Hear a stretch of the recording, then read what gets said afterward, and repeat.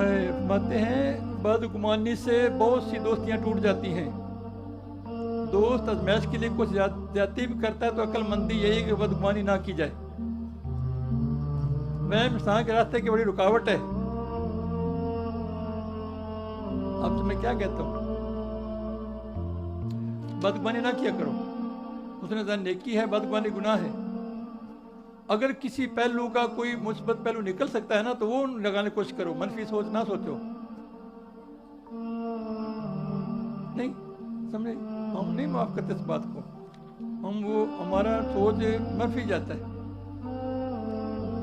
یہ مکھی نہیں ہوتی ساری جسم چھوڑ کے زخم کو بیٹھتی ہے. جو آدمی ایسی سوچ کا ہے نا وہ سمجھو اپنا حقیقت اپنا ظاہر کر رہا ہے.